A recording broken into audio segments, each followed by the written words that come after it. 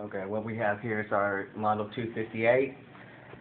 This is our Model B. It has both the balancing and the vibration analyzer modules with it. What we'll start with is the analyzer module. So we come on our home page and select which module we want. When it's highlighted, we press either one of our fire keys to open up that application. And from here we have three options.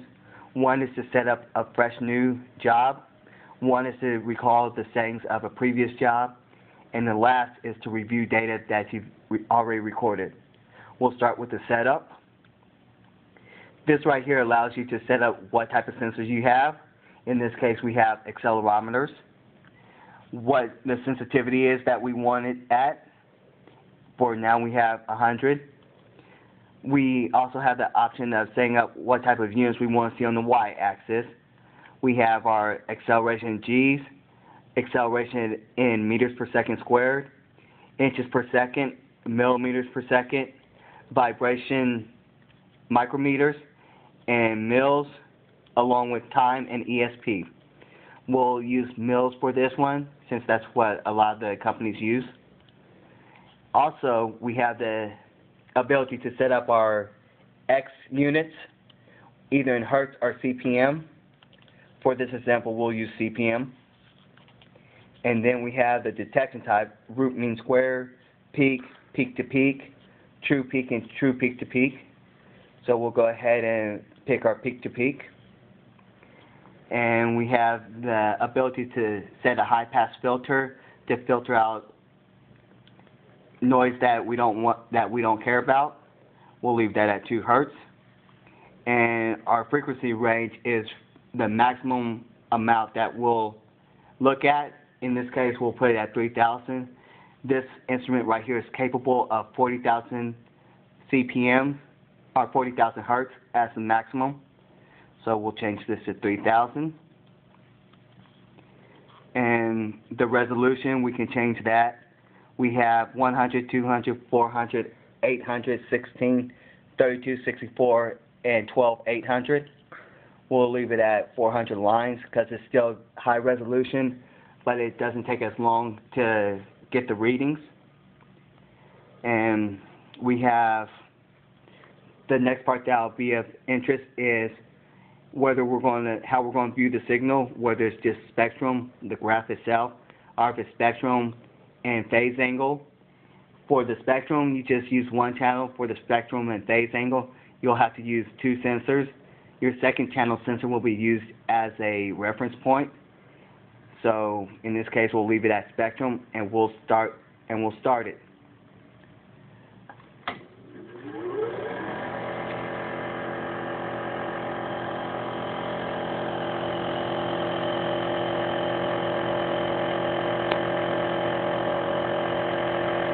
And what it's doing right now is acquiring data to make our graph.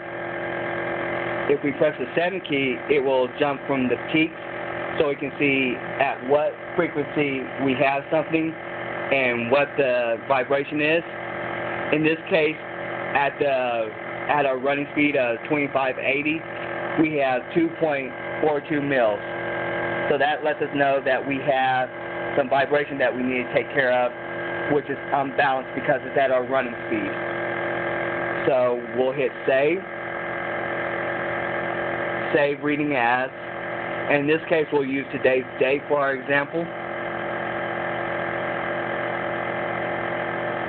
And we'll go back, and if we want to recall those settings for our next job, if we want to set the next job the same way, hit recall, and we would just go down to whatever it is, the job that we want to recall, settings. In this case, it'll be our April 8th. And it brings up all the settings we had previously in there. And likewise, to review a job, we hit review data, and it'll bring up any job on here that we've done.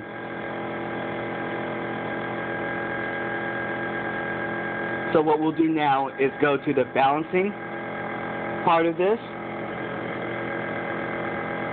Once again, we come to our home page and move over to our balancing module. and hit our fire key. So what we have the option of setting up either one plane balancing or two planes. In this case, we'll use two planes.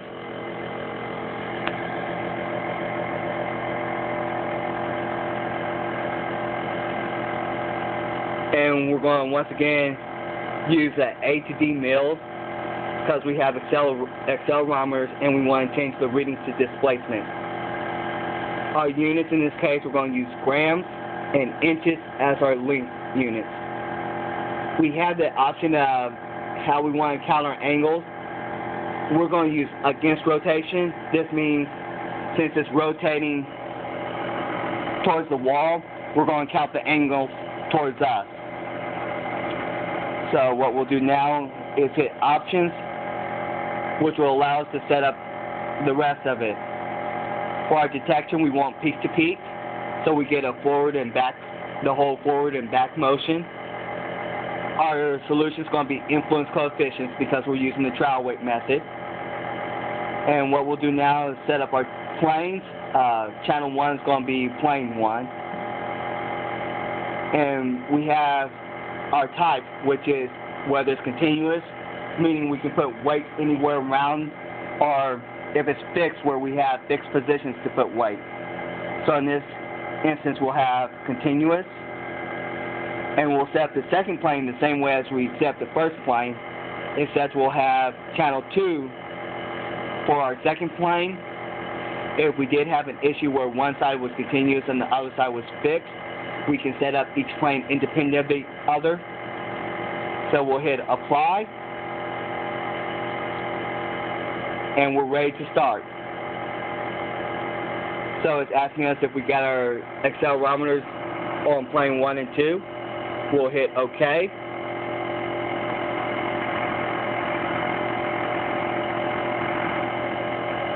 So we got our readings now. Since the light has turned green, we can hit our fire button to capture the readings. And what it's going to ask us now is how much weight we're putting on it, what angle, and the radius that we're putting it at. For this, we're going to say we have 1 gram, and we are going to put it on our first plane, which is right here. So we'll stick that at our radius. And what we're using is the tape as our 0-degree marker. In actuality, since you're defining your angles, you can use anywhere, but you just have to make sure that you put it back to that angle for whatever you call it. So we'll start her up again. And we will hit the fire key. So what we want to see is a change in our mills reading, which we have, because it's going from 2 something to 10 something, which means we've had more than our 30% change. So we'll hit our fire key to capture the reading, and it's going to ask us if we want to keep the trial weight attached or no. In this instance, we're not going to keep it attached because it's easy to remove. And we're going to put it on our second plane. So once again, we'll line it up with our 0 point and start it up and press our fire key.